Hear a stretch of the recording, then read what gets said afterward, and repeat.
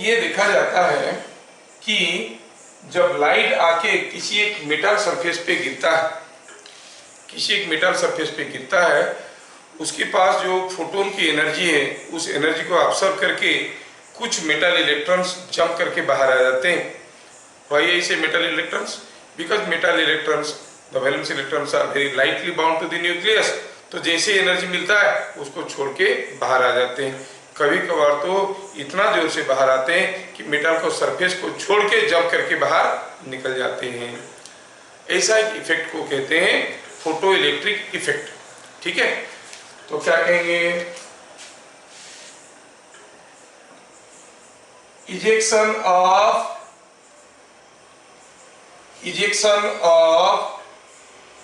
electrons, ejection of electrons from metal surface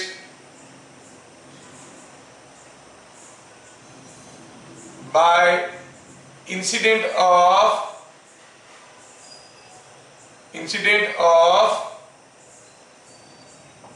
visible light, ये important है। visible light is called photoelectric effect। क्या खाली visible light गिरने से इलेक्ट्रॉन निकलेंगे?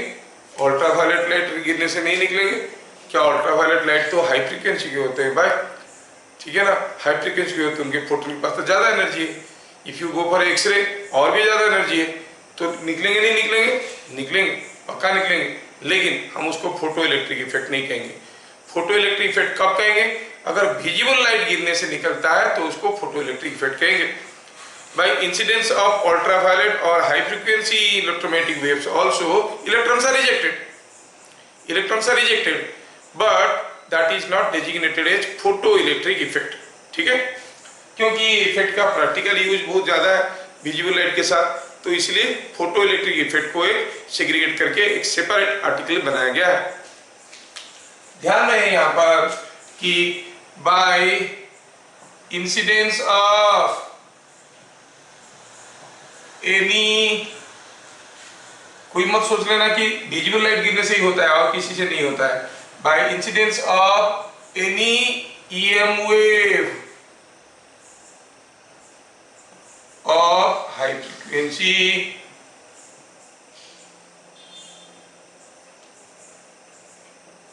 electrons are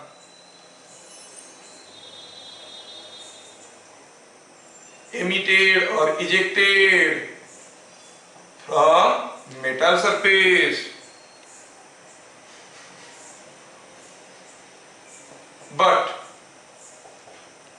the phenomenon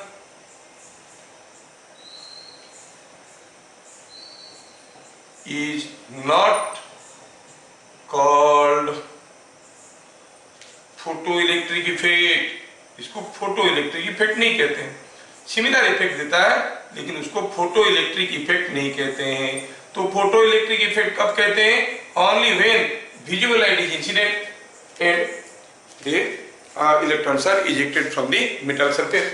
पूरा डिटेल्स में इसका फिजिक्स पढ़ेंगे, लेकिन ये पर्टिकुलर स्टेटमेंट के ऊपर एक छोटा सा क्वेश्चन मैं देना चाहूंगा। ठीक है, कोई गोल्ड इलेक्ट्रोस्कोप में क्वेश्चन है, just for sake of example, consider N uncharged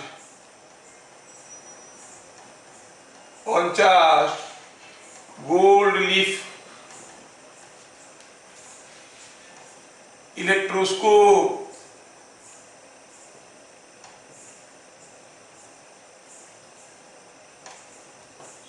if X-rays are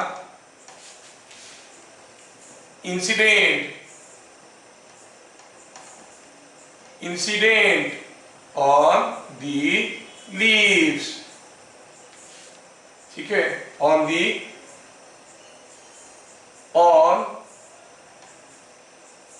one leaf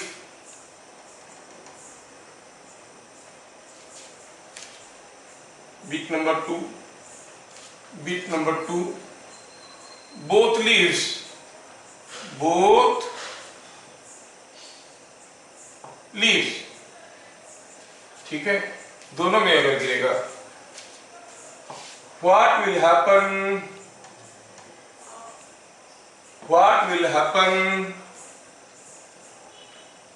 to the separation between them? थोड़ा सुन लो, यहाँ पर there are two thin gold leaves are there insulated from each other. एक leaf ऐसा पड़ा है, एक leaf ऐसा पड़ा है, two thin gold leaves वो ऐसे रखें, ठीक है। अब इनके बीच में कोई छोटा सा एंगल है ऑलरेडी, थीटा, कोई एक छोटा सा एंगल है, ये दोनों एक दूसरे को अट्रैक्ट करके पास आ सकते हैं, रिपेल करके दूर जा सकते हैं। अब ऐसा केस में थोड़ा ध्यान देना, अगर हम किसी एक लीफ पे only on one leaf x-ray डालेंगे, इसके ऊपर अगर एक्सरे डालेंगे, x-ray is a electromagnetic wave, तो क्या होगा, by incidence of X-ray, the leaf ejects electrons,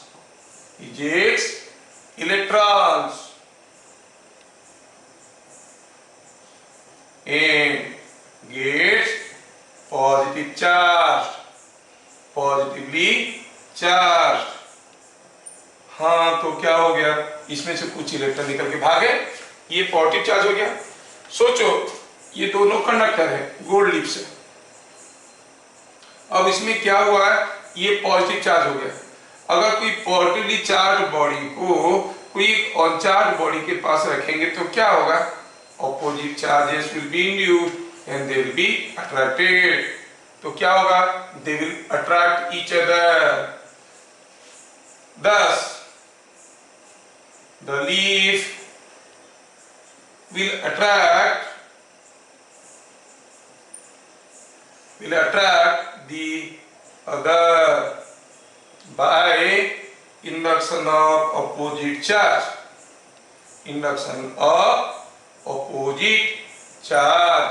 ये समझ में आ गया।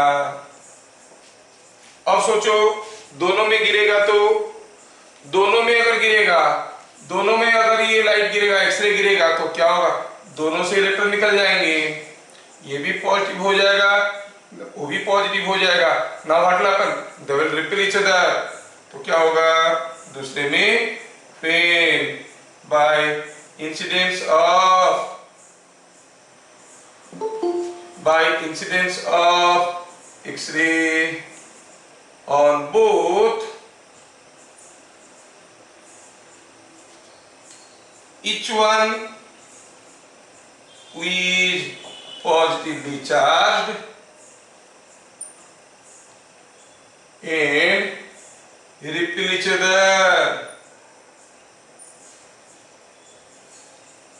वो एक दूसरे को रिपेल करना शुरू करेंगे। तो एक छोटा सा कंसेप्ट था, छोटे से कंसेप्ट के ऊपर एक इंपॉर्टेंट क्वेश्चन था, you can not skip this question, ये देखना जरूरी है, ठीक है। नोट पॉइंट नंबर 3, अब हो क्या रहा है, जब लाइट गिर रहा है तो इलेक्ट्रॉन बाहर निकलते हैं। क्यों बाहर निकलते हैं, when the light is incident, you know. अब ये पहला चीज है कि फोटो इलेक्ट्रिक इफेक्ट लाइट का कौन सा नेचर से एक्सप्लेन करता है, पार्टिकल नेचर की wave nature. It talks about the particle nature of light, that is another important point. Photo electric effect is an example of, very important, maybe it is not in my PDF note also, example of, क्योंकि note बनाते वक्त कभी कभी ध्यान नहीं आता, example of particle nature of light।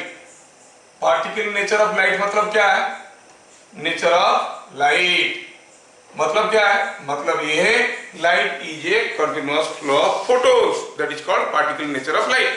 Photons आ रहे हैं, धक्का मुक्का मार के इलेक्ट्रॉन को निकाले, ठीक है। तो ये चीज याद रखना। वो पूछेंगे which of the following is represented by particle nature, which one by wave nature, वो दे देंगे reflection, refraction, photoelectric effect, diffraction, polarization, interference। तो you must know interference, diffraction, polarization और आपका जो reflection, refraction, everything is covered by wave nature of light. In addition to that, reflection and refraction are explained by particle nature of light. Photoelectric effect only particle nature of light. Wave nature of light cannot explain what happens here. समझ में आया?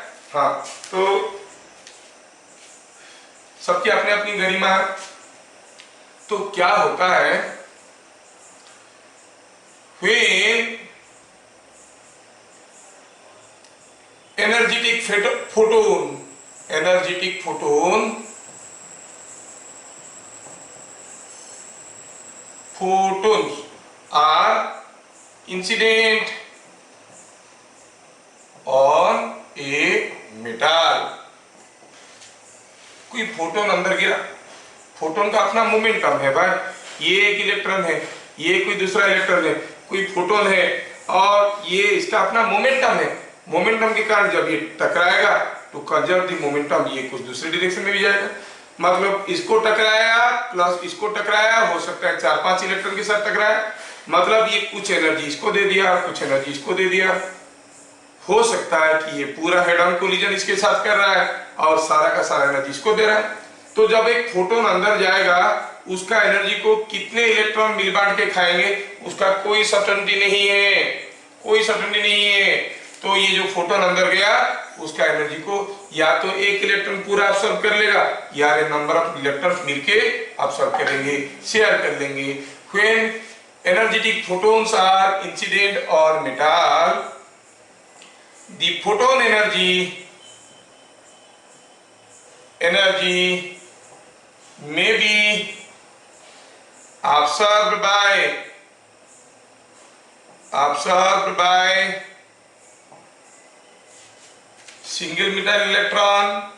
single metal electron or a number or shared by a number of electrons। अब electron है, जैसे उसको मिल गया energy, वो atom को छोड़ दिया तो फ्री चार्ज हो गया, तो कहाँ जाएगा? सरफेस में। Any charge given to a conductor goes to the surface. ठीक है। Point number 5, the amount of energy required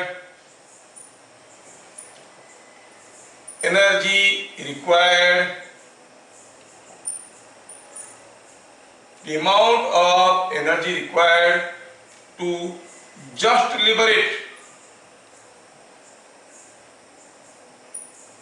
one electron of the metal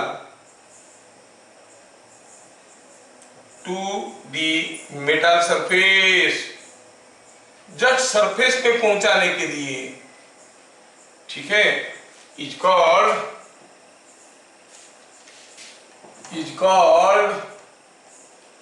work function. इसको कहते हैं वर्क फंक्शन। तो क्या है work function? The amount of energy required to just liberate one electron to the surface. इतना energy देंगे कि just surface तक आ जाएगा, तो उसको हम कहेंगे वर्क फंक्शन। ठीक है। तो क्या स्टेटमेंट लिखे? कितना एनर्जी चाहिए एक इलेक्ट्रॉन को मेटल के अंदर से सरफेस तक लाने के लिए, जितना एनर्जी चाहिए उसको हम कहेंगे work function. So work function को हम लोग डेजिग्नेट करेंगे बाय W। ठीक है, ठीक है। Fact number 6, minimum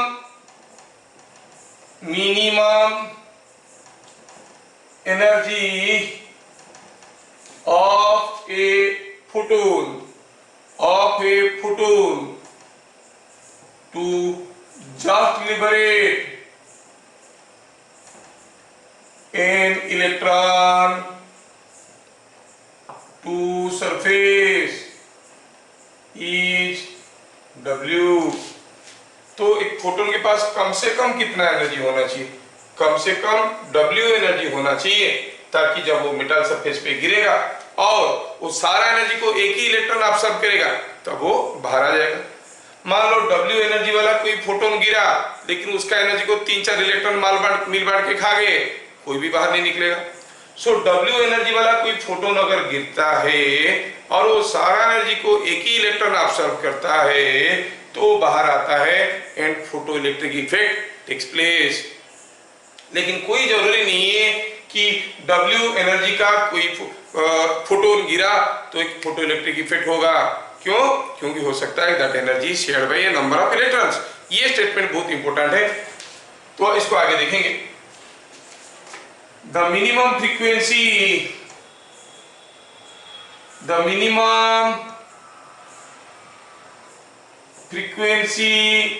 of incident light, minimum frequency of incident light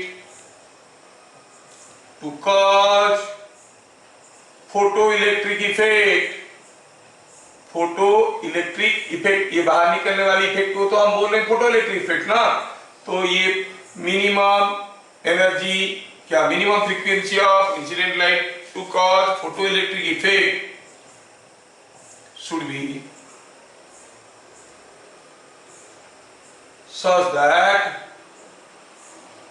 क्या होना चाहिए, HF0 is equal to क्या है, W।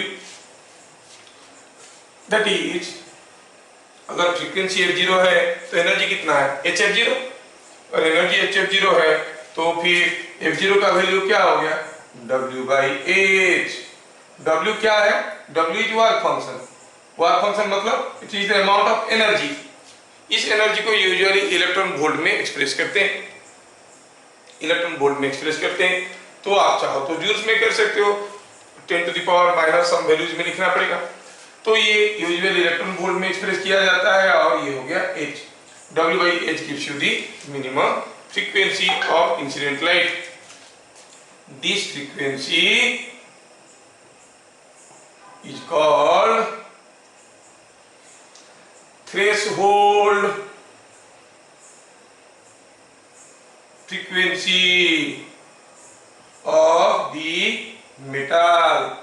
मतलब threshold frequency क्या है, the minimum frequency of incident light for which by incidence of this light on a metal the photoelectric effect may take place। I said may take place, कोई जरूरी नहीं है कि F0 फ्रीक्वेंसी का light गिरेगा तो फोटो इलेक्ट्रिक इफेक्ट होगा। हाँ, ये करवा सकता है, जैसे आप लोग जेई ले सकते हो, कोई जरूरी नहीं है कि जेई में आप क्वालिफाई कर जाओगे, कर सकते हो। If your attention is focused into one thing, पक्का कर सकते हो। It is shared by a number of things, chance rare है, बहुत कम। तो इसीलिए हम बोल रहे हैं यहाँ पर कि अगर ये एनर्जी का, ये फ्रीक्वेंसी का लाइट गिरेगा तो फोटो इलेक्ट्रिक इफेक्ट होगा, कोई जरूरी नहीं, ये करवा सकता है। It is capable of doing. कब होगा, जब सारा फोटोन का एनर्जी को एक ही इलेक्ट्रॉन ऑब्जर्व कर लेगा। So the minimum frequency of incident light to cause photo electric effect should be such that HF0 is equal to W और F0 इज W/H। आपको वर्क फंक्शन दिया रहेगा, then ask you the threshold frequency. अच्छा, अब energy को तो हम, photon का एनर्जी को तो और भी तरीके से लिखते हैं ना। फोटोन एनर्जी को क्या लिखते हैं, एनर्जी को हम लिखते हैं कि HF लिखो चलेगा और hc/λ लिखो चलेगा, है ना। तो क्या कहेंगे, अगर हम कहेंगे F0 का तो आप कहेंगे F0 is equal to hc/0 is equal to W। अगर कहेंगे तो इसमें से λ0 क्या हो जाएगा, λ0 will be hc/W, it will be hc/W। और आप चाहो तो λ0 निकालने का दूसरा तरीका भी हमारे पास है। अगर F0 निकल चुका है, F0 λ0 is equal to C, तो it is C/F0, ऐसा भी कर सकते हो। दो तरीके से आप λ0 निकाल सकते हो। तो ये λ0 क्या होगा, when you talk F0 is the minimum frequency of incident light, that means λ0 is the maximum wavelength of incident light, क्योंकि the product F0 F and C, the product F and lambda is always C। F अगर minimum हुआ lambda must be maximum. तो क्या कहेंगे इस wavelength को, कहेंगे threshold wavelength. ठीक है। 10 द मैक्सिमम वेवलेंथ, ये थोड़ा डेफिनेशन को ध्यान देना। थ्रेशोल्ड फ्रीक्वेंसी लिखते वक्त लिख रहे थे मिनिमम फ्रीक्वेंसी, यहां पर लिख रहे हैं मैक्सिमम वेवलेंथ, बस ये डिफरेंस को लोग नोट करते हैं। Maximum wavelength of incident light which can cause photoelectric effect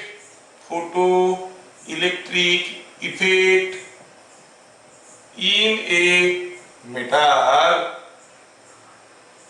is called threshold wavelength।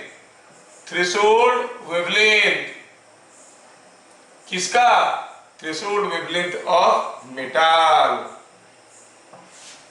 is different metals have different work function,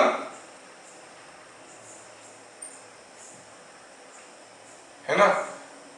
जैसे work function of aluminium is around 3.3 electron volt. ऐसे I have given a chart of things, बहुत सारे metal और उनका just जानने के लिए how it varies. तो 3.3, 3.5, 5 इलेक्ट्रॉन वोल्ट ऐसे रहता है डिफरेंट मटेरियल का। तो क्या देख रहे हैं work function, as different materials है, metals have different work function, so different materials have different values of F0 and lambda 0। ठीक है। तो आपको पूछेंगे what is threshold wavelength, what is threshold frequency, और आप अभी धमाधम बता दोगे। ठीक है, मिटाते हैं इसको। और थ्रेशोल्ड वेवलेंथ का वैल्यू भी हम लोग देख लिए। थ्रेशोल्ड वेवलेंथ का वैल्यू क्या था?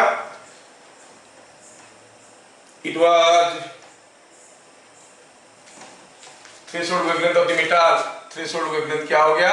इसको हम लैम्डा 0 से डिनोट किए, और अभी भी देखें it is C by F0, है ना, C by F0, और it is WC by F0 क्या था? HF0 is equal to W, so F0 क्या था? W by H, so W by H डालेंगे तो HC by W, ऐसे करके आप निकाल सकते हो। अगर प्रॉपर वैल्यू दिया रहेगा, डायरेक्ट क्वेश्चन आते हैं, वैल्यू दिया रहेगा निकालो इसको, ऐसे करके। लेकिन यहाँ पर एक इंपॉर्टेंट स्टेटमेंट में लिखना चाहूंगा पॉइंट नंबर 5 में।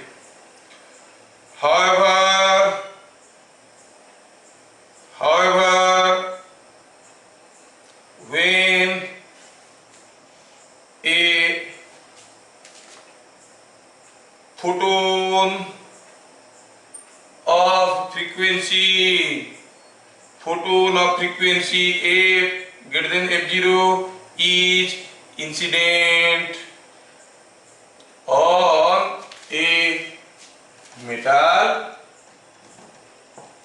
it may or may not cause photoelectric effect. ये समझ में आना चाहिए, ये गिरेगा तो फोटोइलेक्ट्रिक इफेक्ट होगा, कोई जरूरी नहीं है। क्यों? हो सकता है उस एनर्जी को बहुत सारे इलेक्ट्रॉन्स मिल बांट के शेयर कर गए। तो ये शायद हमारा नोट पॉइंट नंबर 8 था, ये नोट पॉइंट नंबर 9 है। ठीक, नोट पॉइंट नंबर 10। अच्छा ठीक है, अब इसमें देखेंगे कि सपोज जो इलेक्ट्रॉन्स बाहर निकल रहे हैं, वो इलेक्ट्रॉन जब बाहर निकलेंगे, मान लो कि किसी फोटोन के पास इतना एनर्जी है कि जो उसका वर्क फंक्शन से भी ज्यादा है। In that case what will happen, that energy will be a part of the energy will be absorbed by the electron in just liberating to the surface. Rest energy उसके पास फिर भी available रहा, तो हो सकता है वो जंप करके कुछ काइनेटिक एनर्जी में बाहर आ जाएगा, है ना। If energy absorbed by a metal electron is more than its work function,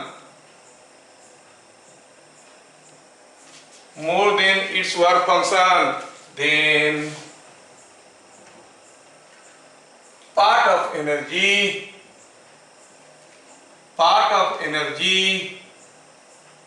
is used up in just liberating to the surface,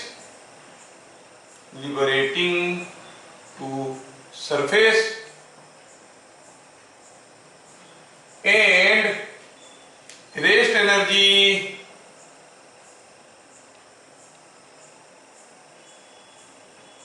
converts into kinetic energy of the liberated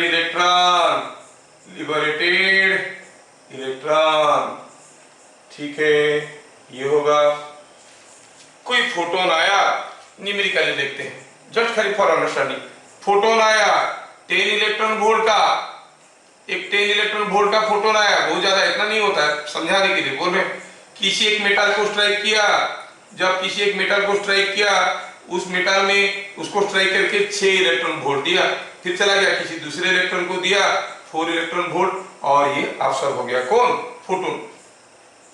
suppose हम कहेंगे ये जो material है इसका work function है 3 electron volt, तो ये 6 electron volt खाने के बाद ये इलेक्ट्रॉन करेगा क्या? This electron will come up to the surface, यहां तक तो आ जाएगा। इतना आने में कितना इलेक्ट्रॉन वोल्ट एनर्जी खर्चा हो गया? 6 से 3 खर्चा हो गया। क्या लिए हम लोग? एक मेटल जिसका वर्क फंक्शन है 3 इलेक्ट्रॉन वोल्ट, तो ये 6 इलेक्ट्रॉन वोल्ट खाया था, 3 इलेक्ट्रॉन वोल्ट यूटिलाइज हो गया यहां तक आने में, और भी 3 इलेक्ट्रॉन वोल्ट इसके पास अवेलेबल है, so it will jump out with some kinetic energy of 3 electron volt. इसका काइनेटिक एनर्जी कितना होगा? 3 इलेक्ट्रॉन वोल्ट। ये 4 इलेक्ट्रॉन वोल्ट लिया था, अब ये भी सरफेस में आएगा, क्योंकि बाहर निकलने के लिए उसको 3 इलेक्ट्रॉन वोल्ट चाहिए, तो ये भी बाहर आ गया। ये जैसे बाहर आया, उसका 3 इलेक्ट्रॉन वोल्ट खर्चा हो गया, बाकी 1 इलेक्ट्रॉन वोल्ट लेके ये जंप करेगा। इसका काइनेटिक एनर्जी कितना होगा? The kinetic energy of the second electron will be 1 electron volt. तो हम क्या देख रहे हैं? ये अलग अलग इलेक्ट्रॉन अलग अलग काइनेटिक एनर्जी लेके जा रहे हैं। ऐसा भी हो सकता है कि ये 3-4 इलेक्ट्रॉन के साथ शेयर किया और किसी तीसरे इलेक्ट्रॉन के पास 3 इलेक्ट्रॉन वोल्ट पहुंचा और जस्ट सरफेस में आ गया, जंप ही नहीं किया। कहने का मतलब है the minimum kinetic energy with which an electron may jump out is 0। हो सकता है नहीं जंप करेगा। मैक्सिमम कितना हो सकता है? अगर ये सारा का सारा ले लिया होता तो ये 10 इलेक्ट्रॉन वोल्ट को पूरा खा लिया होता, तो यहाँ पर आने में 3 इलेक्ट्रॉन वोल्ट खत्म हो गया, बाकी 7 इलेक्ट्रॉन वोल्ट लेके जंप करता। So the maximum kinetic energy कितना लेके कोई इलेक्ट्रॉन जंप कर सकता है? That maximum kinetic energy is difference between the photon energy and the work function। ये चीज आपको समझ में आना चाहिए, है ना, ये चीज आपको समझ में आना चाहिए। वहां पर आएगा आइंस्टाइन्स फोटोइलेक्ट्रिक इक्वेशन। हम क्या कहेंगे? When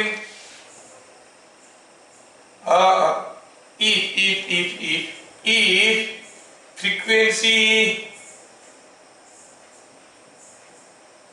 of incident light, frequency f of incident light is more than f0,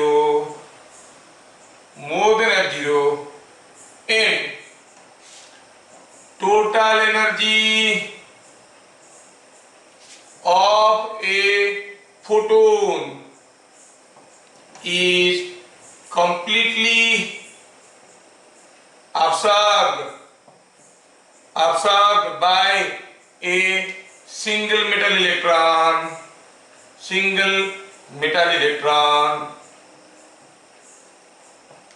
It jumps out of the surface. It jumps out of the surface with maximum kinetic energy. And what is that maximum kinetic energy? By law of conservation of energy लिखेंगे. By law of conservation of energy. ये सारा law को mention करना पड़ता है to fetch good mark. By law of conservation of energy, the maximum kinetic energy that an electron can have is photon energy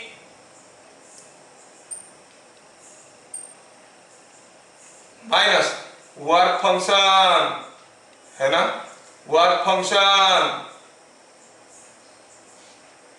ठीक है, तो क्या लिखेंगे इसको? के ई मैक्स. फोटोन एनर्जी क्या है? HF. अगर F फ्रीक्वेंसी का लाइट इंसिडेंट हो रहा है, वर्क फंक्शन कितना है? यू से it is minus W, but W को आप चाहो तो HF0 लिख सकते हो. सो आप कहोगे, आपको मालूम है कि W इज HF0. F0 क्या है? Threshold frequency. So this is coming out to be K E max is equal to HF minus HF0. इसमें F क्या है? Frequency of incident light. H क्या है? Planck's constant. F0 क्या है? Threshold frequency. Ke max क्या है? Maximum kinetic energy with which an electron में जंप आउट. यही इक्वेशन, दिस इज कॉल्ड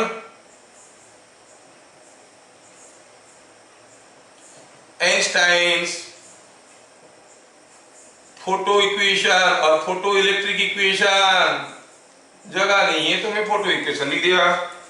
तो ये हो गया एक बहुत ही इंपॉर्टेंट टॉपिक. इस टॉपिक पे क्वेश्चंस आते हैं.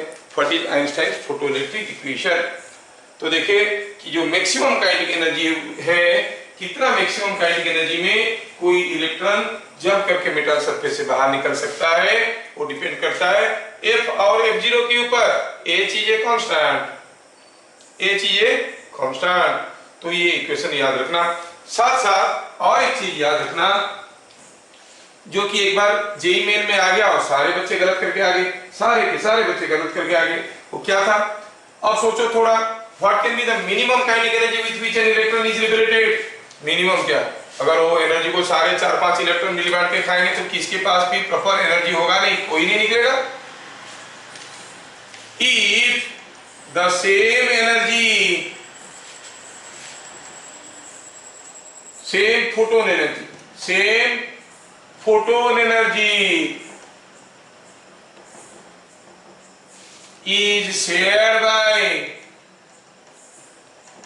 a number of metal electrons,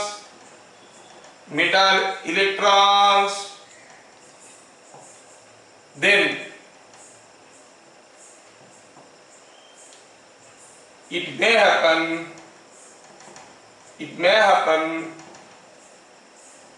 that none of them come out. कोई बाहर नहीं आएगा, ऐसा भी हो सकता है. सो क्या कहेंगे? सो the minimum kinetic energy of ejection is 0. That is minimum kinetic energy of ejected electron. कितना है? It can be 0. एक बार जेईई मेन में पूछ लिया के मिनिमम कितना होगा, सारा डाटा दिया था. बच्चे फटाफट वैल्यू डाल के के मैक्स निकाल दी, क्योंकि के मिनिमम के बारे में बुक में नहीं लिखा है. और जेईई वाले के मिनिमम पूछ लिए, बच्चे के मैक्सिमम लिख के आ गए. जो फॉर्मूला रट्टा मार के जाते हैं वो ऐसे ही करते हैं, उनको समझ में नहीं आता. So the minimum kinetic energy with which electrons are ejected is equal to 0. ठीक है. अब ये आइंस्टाइन इक्वेशन को अगर हम थोड़ा प्लॉट करना चाहेंगे, कैसे वेरिएशन प्लॉट करेंगे कैसे, चलो हम वेरिएशन प्लॉट करते हैं के ई मैक्स का, यहाँ पर करते हैं के ई मैक्स का, के E max maximum kinetic energy को प्लॉट करेंगे विद वेरिएशन ऑफ फ्रीक्वेंसी। अच्छा क्या हो सकता है, देखो तो now this is along y axis, this is along x axis, f is along x axis, this is a constant क्योंकि मेटल डिसाइड करेगा f0 का वैल्यू कितना है, h तो ऐसे ही कांस्टेंट है। Suppose you are taking sodium metal जिसमें 4.2 है वर्क फंक्शन, तो f0 is fixed, f0 is fixed, h is fixed. Now it is of the form of y is equal to mx minus c. y is equal to mx minus c, मतलब ये straight line होगा और kinetic energy negative नहीं हो सकता, समझाने के लिए मैं बोल रहा हूँ, ये ऐसे आएगा फिर वो like this, the graph will be like this. Kinetic energy can not be negative. हाँ भाई ये वैल्यू कितना है माइनस सी, मतलब अगर हम चाहेंगे कि ग्राफ को एक्सटेंड किया गया तो कहां पर कट करेगा, HF0 में, कहां पर ये एक्सिस को कट करेगा, for what value of F, kinetic energy is 0, फिर F is equal to F0 नहीं, और डायग्राम कुछ ऐसा हो, ये डायग्राम आपको याद रखना होगा, it is a straight line, और ये स्ट्रेट लाइन डायग्राम का स्लोप कितना होगा, स्लोप देखो स्लोप क्या है, y is equal to mx ना, y is equal to mx, m क्या है h, so स्लोप हो गया h. So the maximum kinetic energy versus f diagram will look like this. Here as you go on increasing the value of f, the graph increases like this. If you decrease the value of f below f0, there is no kinetic energy. Don't say there is negative kinetic energy, there is no kinetic energy. This part of the graph does not exist. Only this part of the graph is existing. So what is tan theta? Tan theta is h. The slope is equal to h. ठीक है, ये बहुत ही एक important graph है, ठीक है। How the other parameters will affect, हम लोग देखेंगे। इंटेंसिटी ऑफ लाइट वेरी करेगा तो कैसे होगा, फ्रीक्वेंसी देख लिए, और वर्क फंक्शन अगर इंक्रीज करेंगे तो कैसे होगा, वो सारा हमें बारी बारी से देखना पड़ेगा। And there is an experiment called photo tube, ठीक है। यहाँ पर मैं आपको एक एग्जाम्पलरी डिस्कशन देना चाहता हूँ जो आपको कुछ मदद करेगा जानने में, and that discussion will be helping to my JEE students. तो सपोज हम कहेंगे कि यहाँ पर कोई एक मेटल सरफेस है, कोई एक मेटल बॉल ऐसे सस्पेंडेड है, सोडियम मेटल का बॉल सस्पेंडेड है, ठीक है। और you allowed to suppose you allow blue light to incident on it, blue light गिरने लगा, blue light गिरने लगा तो फोटो इलेक्ट्रिक इफेक्ट होने लगा। अब electrons are ejected from here, जो इलेक्ट्रॉन जंप किए तो गए हवा में गए और वापस थोड़ी आएंगे, गए बाहर। कब तक ऐसा सिलसिला चलेगा, हाउ लॉन्ग? तो ये एग्जाम्पलरी केस है,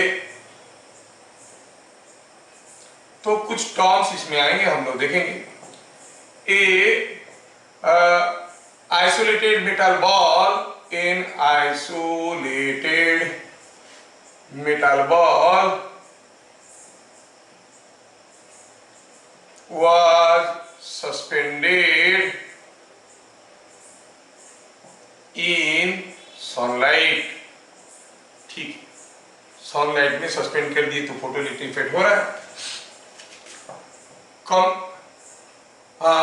After a long time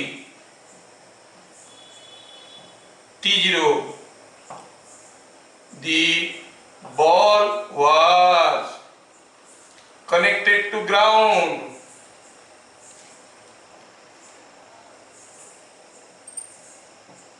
Comment upon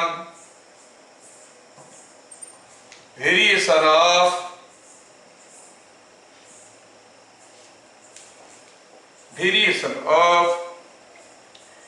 rate of ejection of electron. चलो इसके ऊपर वेरिएशन के ऊपर बात करना है। क्या हुआ, ये यहाँ पर कोई एक था स्विच को क्लोज किए कब, at t equal to t0। Discussion करते हैं क्या होगा। अब ये लाइट गिरा तो क्या होगा, electrons will be ejected. Now electrons are going, but as the electrons are gradually ejected from this becomes a positively charged body. अब फोटोन का एनर्जी खा के इलेक्ट्रॉन भागने की कोशिश करेगा, पॉजिटिव चार्ज इसको खींच के बैठाने की कोशिश करेगा। पॉजिटिव चार्ज जब इसको खींच के बैठाने की कोशिश कर रहा है, अगर पॉजिटिव चार्ज का फोर्स उसके ऊपर ज्यादा तगड़ा नहीं होगा तो एनर्जी लेके भाग जाएगा। लेकिन जैसे जैसे इलेक्ट्रॉन भागने लगेंगे इसमें पॉजिटिव चार्ज बढ़ने लगेगा। जैसे पॉजिटिव चार्ज बढ़ने लगेगा तो क्या होगा, जो जोर से ज्यादा काइनेटिक एनर्जी लेके निकल रहा था वही भाग जाएगा, जो कम काइनेटिक एनर्जी लेके जंप कर रहा था वो खींचा जाएगा वापस। तो क्या होगा, शुरू में जितने जल्दी इलेक्ट्रॉन निकलेंगे धीरे धीरे इलेक्ट्रॉन निकलने का रेट घटने लगेगा। You will C rate of ejection of electrons decrease. क्या होगा, अगर हम प्लॉट करेंगे ये dq by dt, the rate of ejection of electrons with time. शुरू में कुछ था और घटते काफी समय बाद जीरो हो जाए। मतलब इतना ज्यादा पॉजिटिव चार्ज हो गया कि यहाँ पर एक पॉजिटिव पोटेंशियल हो गया। ये अगर पॉजिटिव पोटेंशियल हो गया, सपोज हम कहेंगे इसमें फाइनल चार्ज हो गया Q, तो what is the potential KQ by R। बस समझाने के लिए बोल रहे हैं KQ by R। अब जब इलेक्ट्रॉन यहाँ पर था उसके पास पोटेंशियल एनर्जी क्या है, इलेक्ट्रॉन के पास पोटेंशियल एनर्जी हो गया माइनस E मल्टीप्लाई करो charge into potential. So there is some negative potential energy with the electron and some positive kinetic energy of the electron। अगर ये positive kinetic energy negative potential energy से ज्यादा होगा या equal to zero होगा, it will escape. अगर kinetic energy और ये दोनों मिलके लेस देन जीरो हो गए तो it can not escape. So what will happen, finally this will attain A stable potential. उतना पोटेंशियल आने के बाद इलेक्ट्रॉन निकलना बंद। That potential is called stopping potential, जिसको हम लोग फोटो ट्यूब में एक दूसरे तरीके से पढ़ेंगे। और stopping potential is what potential? The potential that must be given to a metal so that with the incident of a particular frequency light, no photoelectric effect takes place। समझ में आया? That is called stopping potential। लेकिन मैं stopping potential का वो definition नहीं लिख रहा हूँ, आपका बुक में फोटो ट्यूब दिया है उसके कंसर्न में स्टॉपिंग पोटेंशियल दिया है, बस उतना ही जानना, बाकी मैं बता दिया कि क्या है। So what is the potential, you will say at steady state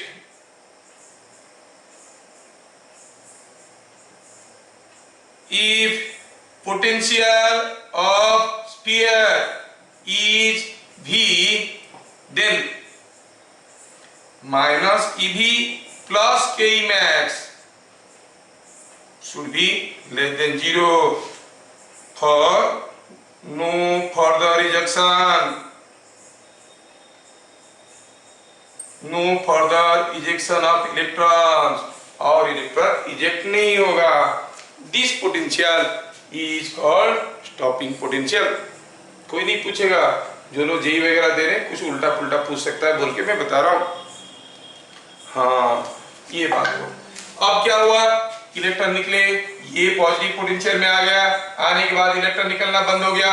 आपने क्या किया, at T equal to T0, suppose इस समय पे इसको ग्राउंड के साथ कनेक्ट कर दिए, कनेक्ट किए तो जो पॉजिटिव चार्ज था वो तुरंत न्यूट्रलाइज हो गया।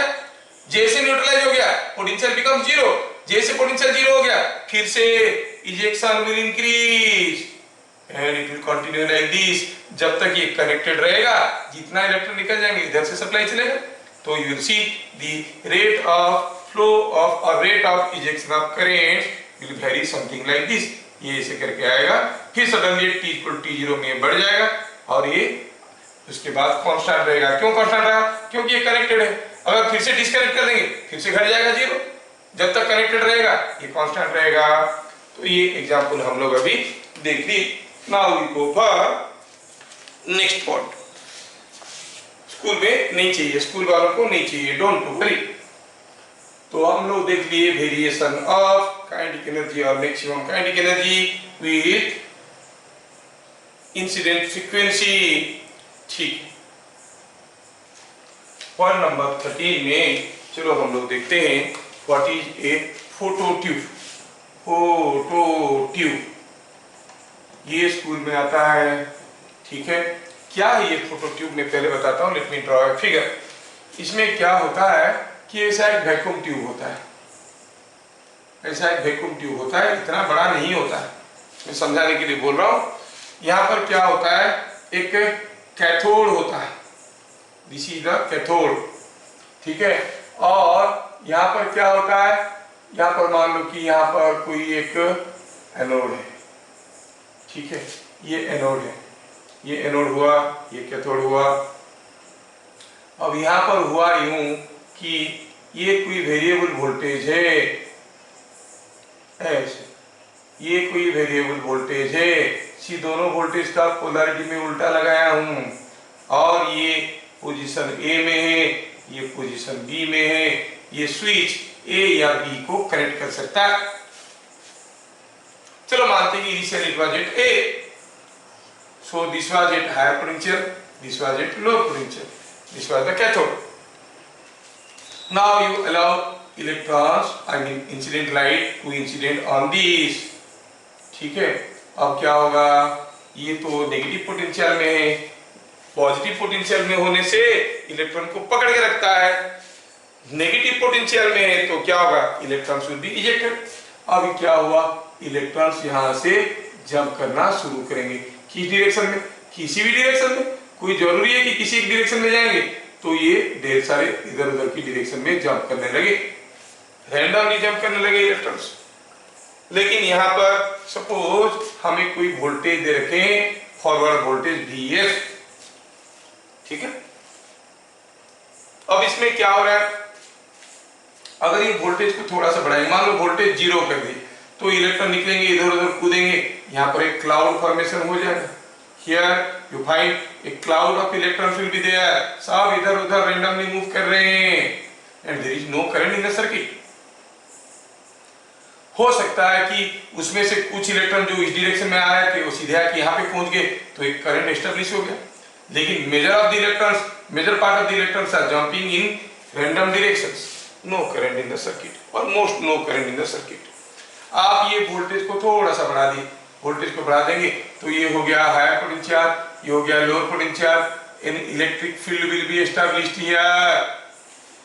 In this electric field what will happen, in this electric field, ये सारे इलेक्ट्रॉन के ऊपर इधर को फोर्स आने लगेगा, तो जो ये इधर जा रहा था, कोई इधर जा रहा था, कोई इधर जा रहा था, वो सारे मुड़ के इधर आने लगेंगे, क्योंकि इनके ऊपर फोर्स आने लगा है।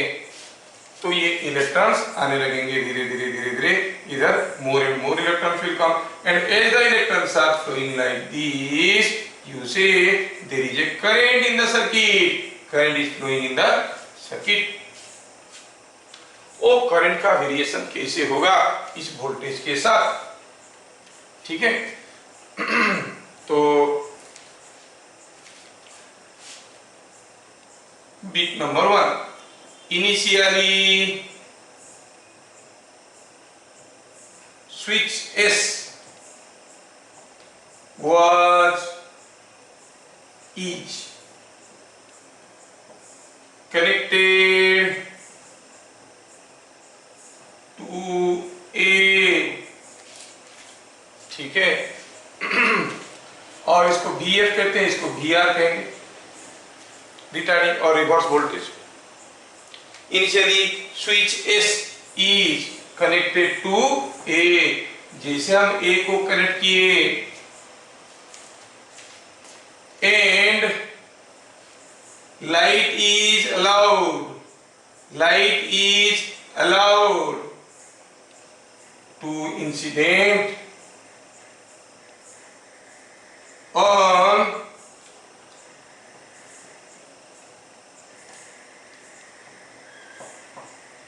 कैथोड,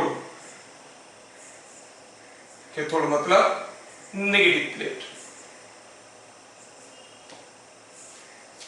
ठीक है।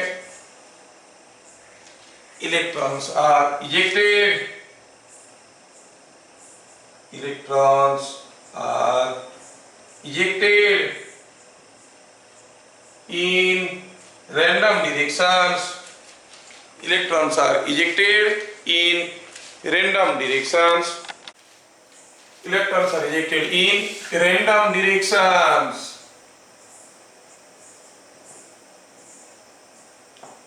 And as sum of very energetic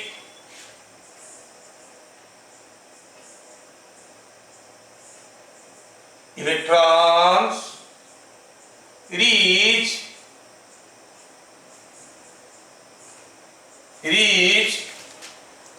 anode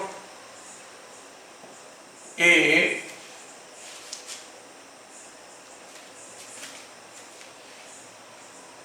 ये जो कैथोड क्या है, एक पर्टिकुलर मेटल का है, ठीक। Anode A, therefore a mild current flows, up mild current flow here. Remember that the metal under consideration, photometal, is at C. वो बहुत जरूरी है, लोकेशन कहां पर रखा है? Here फोटोमेटल, फोटोमेटल मतलब जो मेटल फोटोलिटिक इफेक्ट देता है, सारे नहीं देते हैं, कुछ कुछ का इतना ज्यादा वर्क फंक्शन होता है कि उनमें से इलेक्ट्रॉन निकलता ही नहीं नॉर्मल विजिबल लाइट में। Way here फोटोमेटल is at cathode, ठीक है। अब क्या हुआ, चलो मानते हैं कि एक सेकेंड में 50 इलेक्ट्रॉन निकल रहे हैं, कहां से? मेटल से निकल रहे हैं। और हम क्या किए, लो वोल्टेज अप्लाई किए, छोटा सा इलेक्ट्रिक फील्ड हुआ, तो ये इलेक्ट्रिक फील्ड कुछ इलेक्ट्रॉन को खींचने लगा।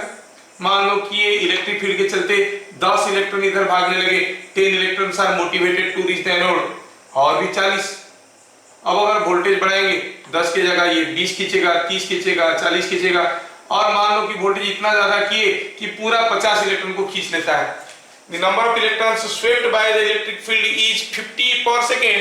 Number of electrons ejected by the cathode is 50 per second. अभी अगर फर्दर वोल्टेज बढ़ाएंगे तो और करंट कैसे बढ़ेगा? और करंट नहीं बढ़ेगा क्योंकि निकल ही रहा है 50। गेटिंग उससे ज्यादा नहीं हो सकता। तो क्या लिखेंगे बीट नंबर 2 में, when Vf the forward voltage is gradually increased,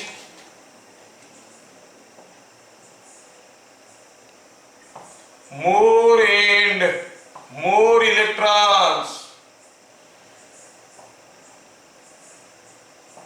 are directed towards anode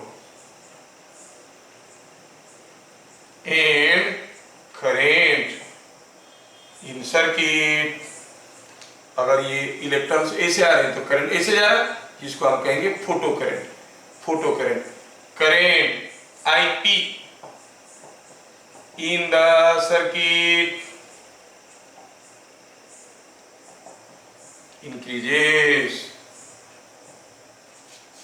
increases, ठीक है।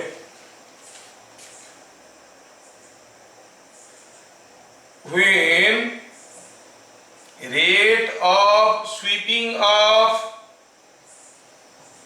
ejected electrons,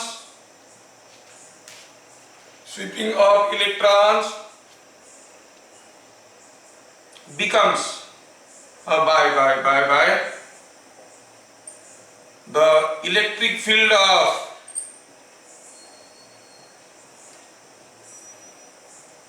Vf becomes equal to rate of ejection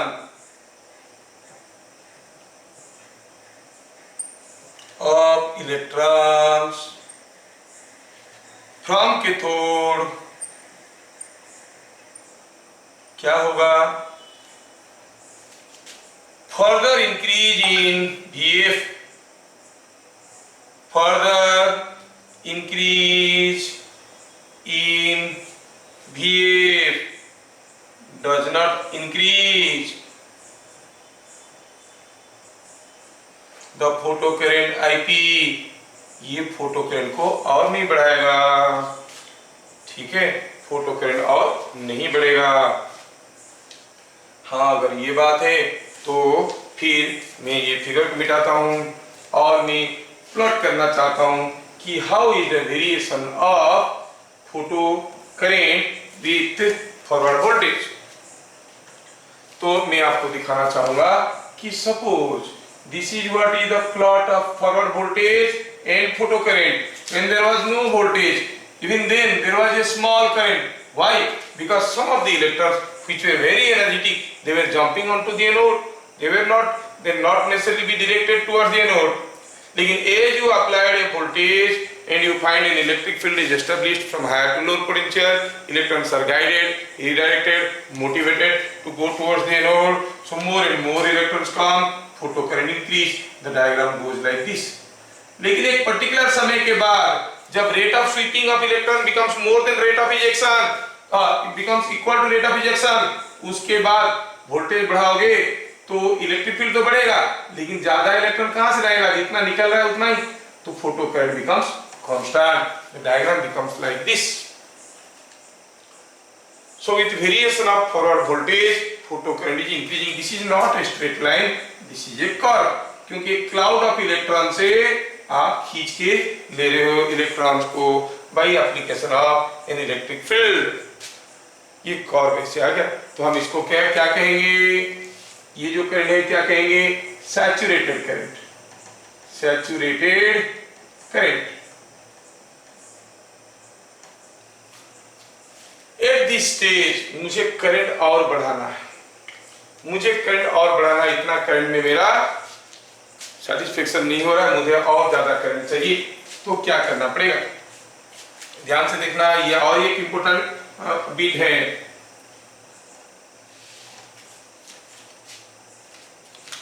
bit number 4।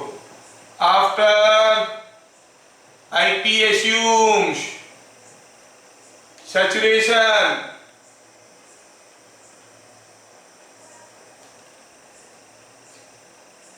the increase in intensity, increase in intensity of incident light, intensity बढ़ गया मतलब क्या हो, frequency नहीं बढ़ा, frequency वही था, इंटेंसिटी बढ़ गया, मतलब क्या था इंटेंसिटी, लास्ट क्लास हम लोग देखे थे, आपको याद होगा, NHF by dsdt ऐसे करके लिख रहे थे intensity. If n number of photons are striking ds area in dt seconds, intensity is NHF by dsdt। that means intensity कैसे बढ़ाएंगे, by increasing the number of photons। so more number of photons start striking the metal plate। मान लो कि ये जो cathode था, इसको एक छोटा सा बीम ऑफ लाइट गिर रहा था, अब आप बड़े से बीम ऑफ लाइट डाल दी, more photons are striking। so when more photons are striking, more number of electrons will be ejected, and more number of electrons are ejected means more saturation current will be found in the circuit। तो क्या लिखे, after IP assumes saturation, the increase in intensity of incident light further causes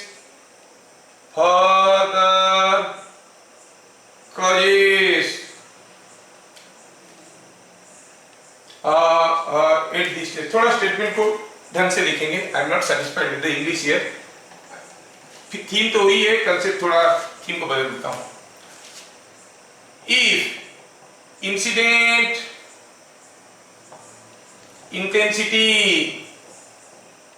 of light is increased, और incident intensity को increase कर देंगे मतलब frequency नहीं बदल रहा है, Ke max is not going to change, Ke max is not affected।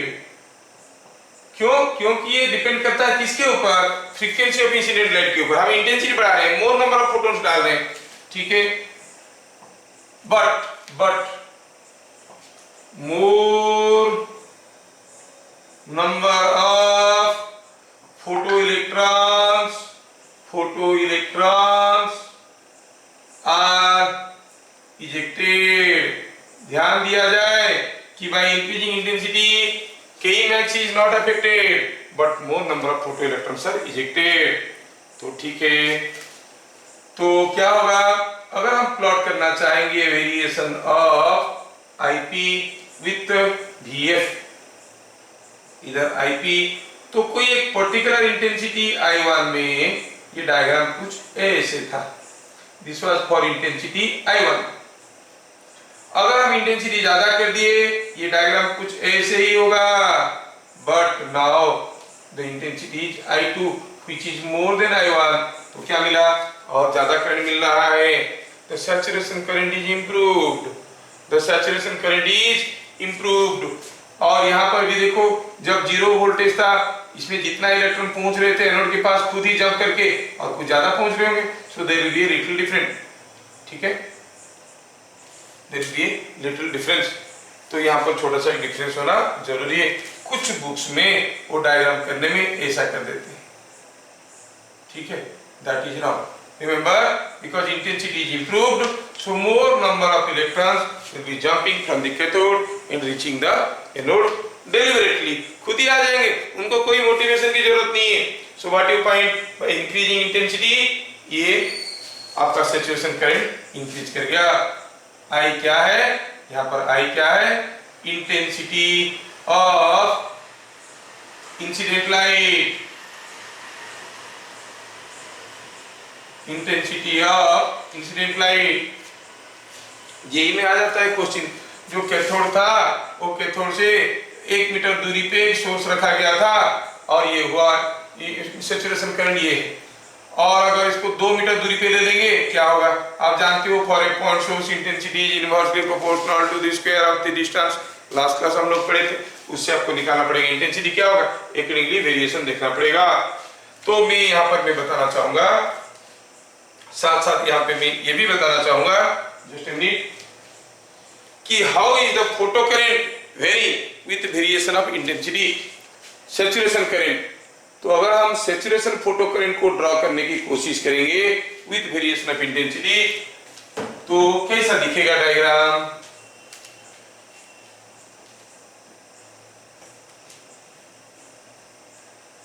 ये अज्यूम्ड है कि ये प्रोपोर्शनली इंक्रीज करता है। The variation of saturated IP with intensity of incident light is as below. कैसा है, ध्यान रहे ये दोनों डायग्राम में डिफरेंस क्या है, यहाँ पर ये आईपी था instantaneous values, but here I am talking about saturated IP.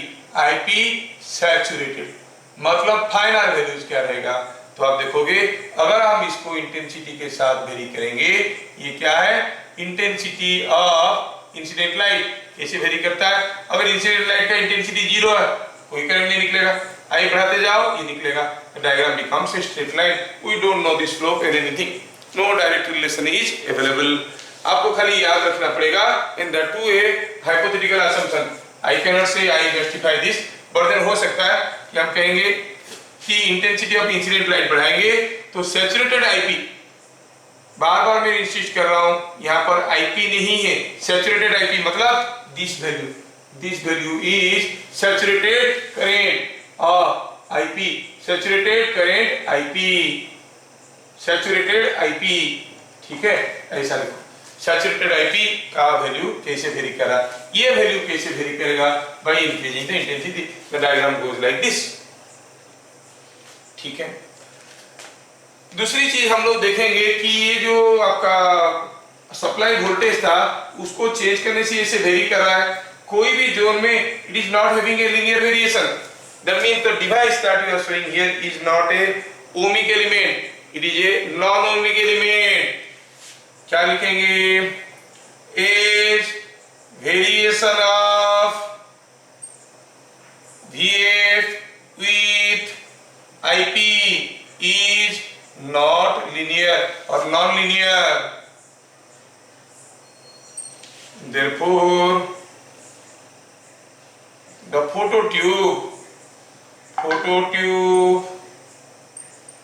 is a non-ohmic element। ये सारे इंपोर्टेंट ऑब्जेक्टिव क्वेश्चन से नॉन-ओमिक एलिमेंट ये भी हमें समझ में आ गया। हाँ, तो ये ऐसा सब करने से होता क्या है, फायदा क्या है? फायदा बहुत है। लेट अस सी, मैं आपको एक प्रैक्टिकल केस दिखाता हूँ, how you are going to use the concept of phototube here. एक प्रैक्टिकल यूज देखते हैं कि आप लोग फोटोट्यूब देखे होंगे लेकिन आप कभी ध्यान नहीं दिए होंगे। ठीक है, क्या होता है उसमें, you can make this arrangements of a फोटोट्यूब।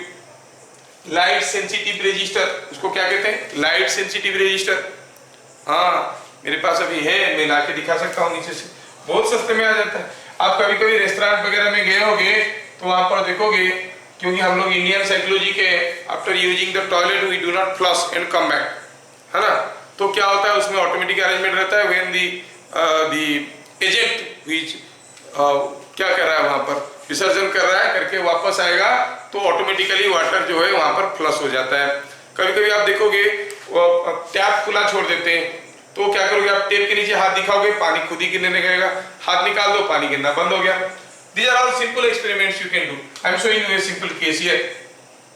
Suppose हम कहेंगे ये एक फोटोट्यूब है। अब इसमें ये जो अभी अरेंजमेंट हम लोग देखे, क्या था, ये एक बैटरी ऐसे लगा था। ठीक है, ये बैटरी ऐसे लगा था और क्या हुआ कि इसमें कोई करंट आ रहा है।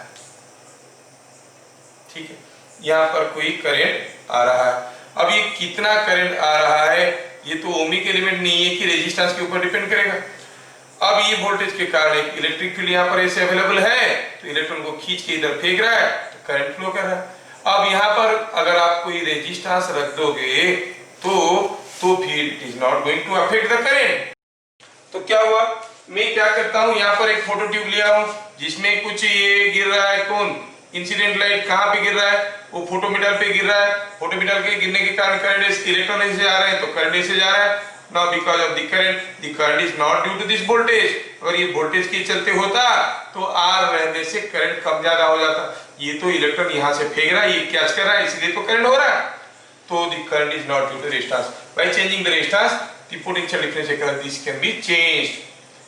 Across this can be changed, but the current will not be affected, that will remain a constant। अब आप क्या करोगे, यहाँ पर कोई मान लो कि कोई एक कॉलिंग बेल ले लिए, दिस इज ए बेल, सोचो बेल ले लिए, और ये बेल को क्या किए, अब ये मान लो जैसे करंट ऐसे फ्लो कर रहा है, तो ये हायर पोटेंशियल में है, ये लोअर पोटेंशियल में, हम क्या किए, मान लो कि इधर एक 6 वोल्ट का बैटरी लगा दी, 6 वोल्ट का बैटरी लगा दी। तो अगर 6 वोल्ट इससे ज्यादा है तो क्या होगा, करंट ऐसे आएगा। 6 वोल्ट इससे कम है, ये वोल्टेज से कम है, तो करंट ऐसे जाएगा। तो हम क्या करते हैं, रेजिस्टेंस को एडजस्ट करते हैं कि ये एग्जैक्टली 6 वोल्ट हो जाएगा, इसमें कोई करंट नहीं होगा। कोई करंट नहीं है तो बेल नहीं बजेगा। ये अरेंजमेंट को आप अपनी घर के सामने फिट किए, आपकी बिन बुलाए मेहमान आके घर के सामने खड़ा हो गया, जैसे वो आके खड़ा हो गया तो क्या देखे आप, लाइट आना बंद हो गया, लाइट आना बंद हो गया, करंट जाना बंद हो गया, करंट जाना बंद हो गया, this battery will circulate current and the bell will ring. जैसे सामने कोई खड़ा हो जाता है डोर बेल ऑटोमेटिकली बजने लगेगा, जैसे वो हट गया तो फिर देखोगे डोर बेल बजना बंद हो गया। तो ऐसे ऑटोमेटेड अरेंजमेंट के लिए, जिसमें बताया रेस्टोरेंट वगैरह में, वहां पर भी एक रहता है लाइट सोर्स एक जगह गिरते रहता है और उसी हिसाब से वो इंसिडेंट करता है। अगर हाथ ऐसे रख दिए टैप के नीचे, वो लाइट सोर्स ऑब्स्ट्रक्ट हो जाता है, फिर वो पानी गिरना शुरू हो जाता है। Like that small arrangements are made. This is just for a fun, no I will ask you any question on it. Now अगर ऐसा हुआ, घर में हम डोर बेल लगा दिए, डोर बेल लगाने के बाद क्या हुआ, उस दिन मान लो बहुत जोर से बारिश आया, चारों तरफ अंधेरा हो गया, लाइट आना बंद हो गया, घंटी तो बजता रहेगा। तो हमें चाहिए क्या, जब चाहे हम इसको यूज करेंगे, जब नहीं चाहिए उसको बंद करेंगे। ठीक है, तो क्या तकलीफ होता है, लेट अस सी। तो हम देखेंगे यहाँ पे,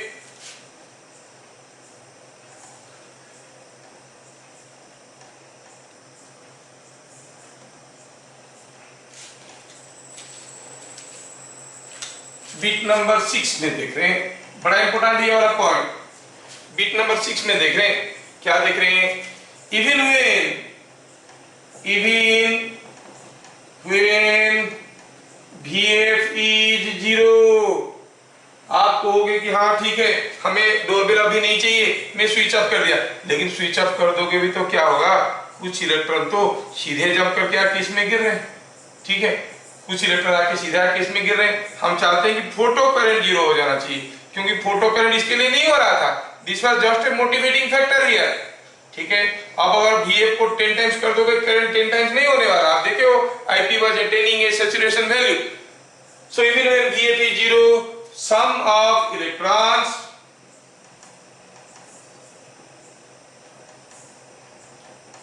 owing to their kinetic energy jump onto anode and cause a current, cause a mild, small, very small, feeble current। लेकिन हम चाहते हैं ये करंट भी ना हो। ये करंट नहीं होने के लिए क्या करना पड़ेगा, we go back to the figure again. Figure में ये था एनोड, ये था कैथोड, इसके ऊपर लाइट गिर रहा था, ये था मेटल जिसके ऊपर लाइट गिर रहा था, और ये ऐसे था। अब यहाँ पर क्या था, यहाँ पर क्या था, यहाँ पर कुछ नहीं था, कुछ नहीं था। तो यहाँ पे एक बैटरी था ऐसे, है ना, और यहाँ पर का बैटरी उल्टा था, ऐसा था, नहीं ये वाला बैटरी ऐसे था फॉरवर्ड वोल्टेज, और यहाँ वाला बैटरी उल्टा था। ये स्विच को हम लोग इसमें कनेक्ट किए थे। अब क्या करेंगे, हम कहेंगे ये जो रिवर्स वोल्टेज है ये भी वेरिएबल है, इसमें हम इसको कनेक्ट कर देंगे, उल्टा कनेक्ट कर देंगे। उल्टा कनेक्ट कर देंगे तो क्या होगा, इसके चलते ये हो जाएगा हायर पोटेंशियल, ये हो जाएगा लोअर पोटेंशियल। ध्यान रहे, during this condition this is higher potential, electric field reverses its direction. जो इलेक्ट्रॉन जंप करके आ रहे थे अपना काइनेटिक एनर्जी के कारण, उनको भी रोकने की कोशिश करेगा, उनको रिटार्डेशन देगा और रोक देगा, आने नहीं देगा। For this to stop these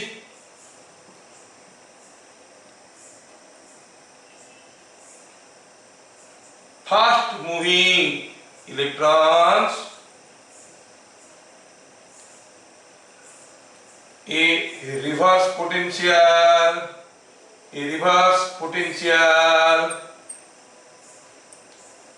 is to be applied by connecting switch to position B। Position B में कनेक्ट करेंगे तो रिवर्स पोटेंशियल अप्लाई हो जाएगा। रिवर्स पोटेंशियल अप्लाई हो जाएगा तो इलेक्ट्रॉन आने नहीं देगा, रोक देगा, ठीक है ना। एक reverse potential is to be applied, ठीक है। The value of reverse potential required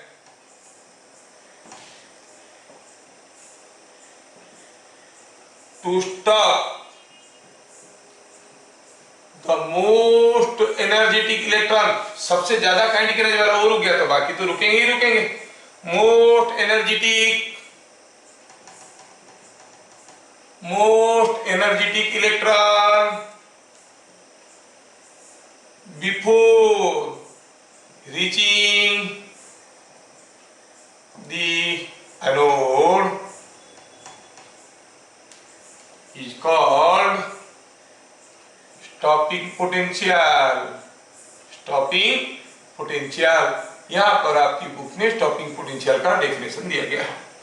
So what is the stopping potential? The value of potential required, ठीक है। मैं थोड़ा इसको ऐसे लिखूंगा, minimum value, the minimum value of reverse potential required to stop the most energetic electron before reaching the node, उसको अगर रोक दिया बाकी सब तो रुकेंगे ही रुकेंगे। अब सोचो कि इलेक्ट्रॉन यहां से यहां तक आ रहा था, मोस्ट एनर्जेटिक इलेक्ट्रॉन के पास काइनेटिक एनर्जी था Ke max। वो यहां और हम क्या पोटेंशियल दे रखे हैं, इसमें हम पोटेंशियल दे रखे हैं V, स्टॉपिंग पोटेंशियल Vr। अब ये इलेक्ट्रॉन यहां तक, और इलेक्ट्रिक फील्ड कैसे हो गया है, ऐसे हो गया है। अब ये इलेक्ट्रॉन इधर आएगा, धीरे धीरे इलेक्ट्रिक फील्ड के उल्टा डायरेक्शन में फोर्स पाएगा, धीरे धीरे धीरे धीरे धीरे धीरे आएगा, इसके पास आते आते सारा एनर्जी खत्म, फिर से वापस चले जाएगा विदाउट टचिंग दिस। यहां तक आने में इलेक्ट्रॉन का सारा काइनेटिक एनर्जी खर्चा हो गया। अच्छा, electron is moved over A potential difference Vr, so what is the work done against the electric field, EVR। if that EVR is equal to Ke max, तो ये नहीं पहुंचेगा। वैल्यू ऑफ स्टॉपिंग पोटेंशियल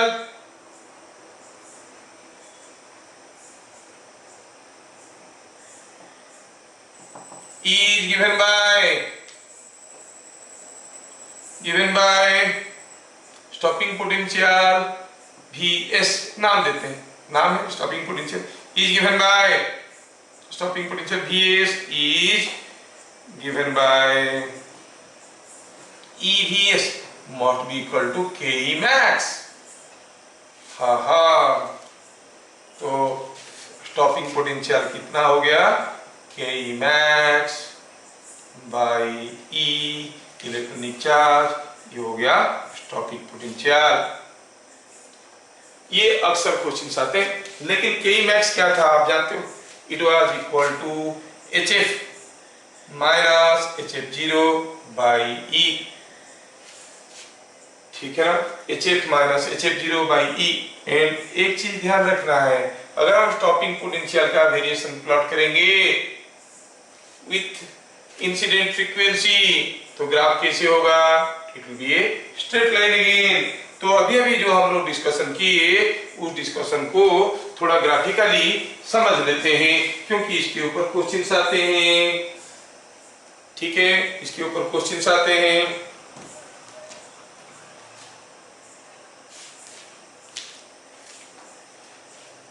तो यहाँ पर बहुत important चीजें हैं, ये देखना, plot of Vs with frequency कैसा होगा, स्टॉपिंग पोटेंशियल को प्लॉट करना चाहते हो with frequency y is equal to mx minus c, तो ये भी डायग्राम कुछ ऐसा ही होगा, है ना। और ये कहां पर होगा बताओ, ये अगर आके यहाँ पर कहीं टच करेगा, ठीक है, स्टॉपिंग पोटेंशियल, तो ये टच करेगा तो क्या हो जाएगा, माइनस HF0 बाई E, जरूरत नहीं है जानने का। स्लोप क्या हो जाएगा, slope is H by E, slope हो गया H बाई E। और अगर F हो गया F0, स्टॉपिंग पोटेंशियल कितना है, 0, सो अगर F is equal to F0 हो गया, स्टॉपिंग पोटेंशियल हो गया इस। ठीक है, तो ये ग्राफ आपको याद रखना है। दूसरा हुआ कि अगर हम देखेंगे ये स्टॉपिंग पोटेंशियल किसके ऊपर डिपेंड करता है, डिपेंड करता है frequency of incident light. Vs depends और इंक्रीजेस, डिपेंड्स लिखते हैं, depends on frequency of incident light. ये सब इंपॉर्टेंट क्वेश्चन है। वो बोलेंगे फ्रीक्वेंसी ऑफ इंसिडेंट लाइट को बढ़ाएंगे, how the stopping potential will be affected, it will be increased, but it does not depend on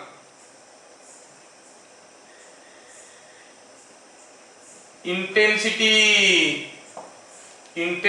of incident light. Intensity बढ़ाने से कोई फर्क नहीं पड़ने वाला, क्योंकि मैक्सिमम काइनेटिक एनर्जी तो वही रहेगा।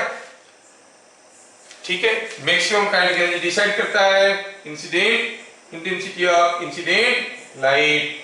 तो इंसिडेंट लाइट का अगर हम फ्रीक्वेंसी को इंटेंसिटी को बदलेंगे, Vs is not affected. Not only that, अगर मैं प्लॉट करना चाहूंगा कि variation of the photo current with overall change in potential, ठीक है, तो ये बहुत इंपॉर्टेंट है और ये डायग्राम वो लोग ड्रॉ करने के लिए बोलते हैं, उनको बहुत मजा आता है इसमें से। थोड़ा ध्यान से देख लेना इसमें।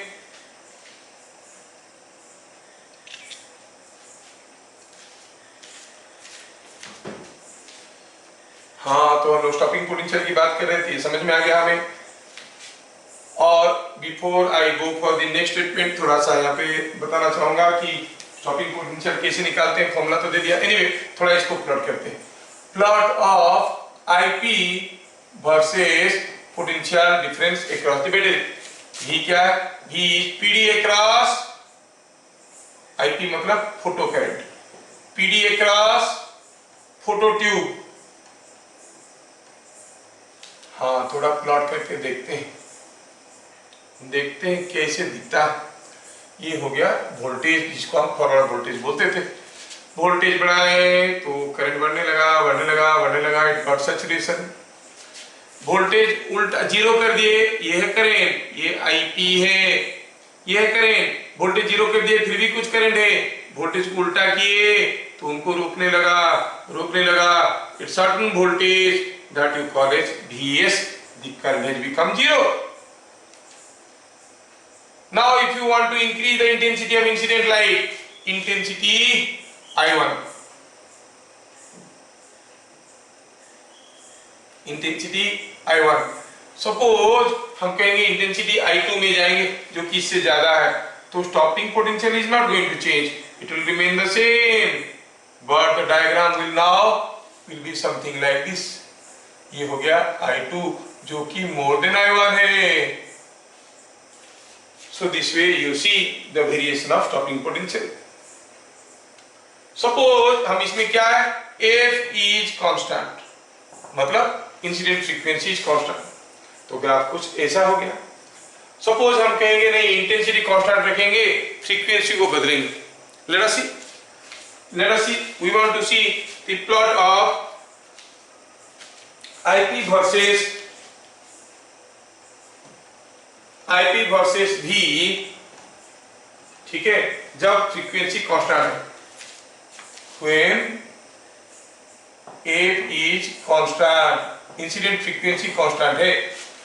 सपोज आई वांट टू से IP versus V diagram when intensity is constant, intensity is constant and frequency of incident light is increased। तो कैसे होगा, चलो प्लॉट करके देखते हैं। ये हो गया हमारा VF वाला इनेस, ये हो गया फोटो करंट। कोई एक पर्टिकुलर फ्रीक्वेंसी के लिए, कोई एक पर्टिकुलर फ्रीक्वेंसी F के लिए डायग्राम ऐसा था, इंटेंसिटी I था। इंटेंसिटी को बराबर रखते हुए हम फ्रीक्वेंसी को अभी क्या करेंगे, मान लो फ्रीक्वेंसी F1 था, अब हम जा रहे हैं कोई फ्रीक्वेंसी F2 में, क्या दिया गया है, F2 is greater than F1, ये दिया गया है, ये हमें दिया गया है F2 is greater than F1। अब F2 अगर ज्यादा हो जाएगा तो हमारा जो स्टॉपिंग पोटेंशियल था, sorry this was the stopping potential Vs1, this was corresponding to a frequency F1, ठीक है। अभी अगर फ्रीक्वेंसी ज्यादा कर देंगे, स्टॉपिंग पोटेंशियल क्या था, stopping potential was Hf minus Hf0 by E, F ज्यादा कर दिए, ये बढ़ जाएगा, तो ज्यादा फ्रीक्वेंसी में आओगे तो stopping potential will be somewhere here, the diagram will go like this, but ultimately the saturation current will be the same, क्योंकि इंटेंसिटी तो वही है। हाँ, काइनेटिक एनर्जी ऑफ इलेक्ट्रॉन्स निकल बदल गया, लेकिन rate of ejection of electrons is decided by the intensity decides the rate of ejection of electrons. तो ध्यान रखना, यहाँ पर Vs2 हो गया, this is corresponding to F2, F2 is more than F1, तो डायग्राम ऐसा गया, लेकिन सैचुरेशन करंट में दोनों फिर से बराबर हो गए। सैचुरेशन करंट में यहाँ पर क्या कांस्टेंट है, I, इज कांस्टेंट। ये क्या है? फोटो करंट स्मॉल आई और इंटेंसिटी कैपिटल आई में फर्क आपको समझ में आना चाहिए। Is it understood? So many things we are discussing, many graphs we are seeing. आपको ये सारा ग्राफ याद रखना पड़ेगा, सारा ग्राफ याद रखना पड़ेगा। बस एक छोटा सा क्लू बताना चाहेंगे कि अगर हम कहेंगे जस्ट ये क्लू के हिसाब से, what is the value of Vs when Ke max और स्टॉपिंग पोटेंशियल, इसको याद रखो। Vs in is given by Vs is equal to the maximum kinetic energy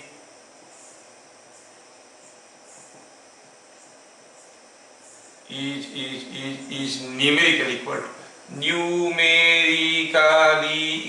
to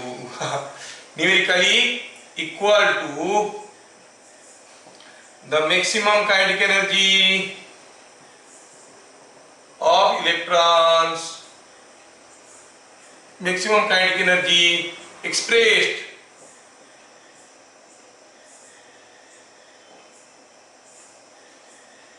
in electron volt। मतलब अगर कोई एक फोटो अरेंजमेंट में और फोटो इलेक्ट्रिक इफेक्ट वाला अरेंजमेंट में फोटो ट्यूब में हम देखें कि maximum kinetic energy of the electron is 5 electron volt, तो स्टॉपिंग पोटेंशियल कितना है? 5 वोल्ट। सिंपल है ना, सिंपल है ना। कोई इलेक्ट्रॉन जिसके पास 5 इलेक्ट्रॉन वोल्ट का काइनेटिक एनर्जी है वो आएगा, कितना दूर आने से रुक जाएगा? 5 वोल्ट आएगा तो कितना बार टर्न होगा? 5 × E, 5 इलेक्ट्रॉन वोल्ट। सिंपल सा है। तो अगर kinetic energy expressed in electron volt, उसका जो वैल्यू है that is numerically equal to Vs in volt. ठीक है। If Ke max is 7 electron volt, then stopping potential is 7 volt। ऐसे ये याद रखना, तो कैलकुलेशन के लिए आसान हो जाएगा। 1 मार्क वाला क्वेश्चन है। तो यहाँ पर फोटो इलेक्ट्रिक इफेक्ट का कहानी खत्म हो जाता है। आपने सुना फोटो इलेक्ट्रिक की कहानी मेरे जुबानी। आपको जितना समझ में आया मुझे मालूम नहीं है, but the video is recorded. I have prepared a PDF note for it and send it in the group. You see, go through। और इसके न्यूमेरिकल्स आते हैं 1 मार्क वाला फंडामेंटल क्वेश्चंस होते हैं। लास्ट क्लास में हम लोग न्यूमेरिकल्स नहीं किए, आज भी नहीं किए। वो सारा न्यूमेरिकल को मैं कर करके आपको दे दूंगा, उसमें आपको क्लास अटेंड करने की जरूरत नहीं है। I will prepare the questions, very simple questions. तो यहाँ पर क्वेश्चन जितना रहेगा आंसर यहाँ पर समझा के कर लेंगे, कम मार्क में हो जाएगा। नहीं तो देखो ये सब थ्योरेटिकल चैप्टर है, कितना ज्यादा लिखना पड़ रहा है, लिख लिख के उंगली घिस गया है ना। तुम लोगों को भी लिखना पड़ेगा। All the best.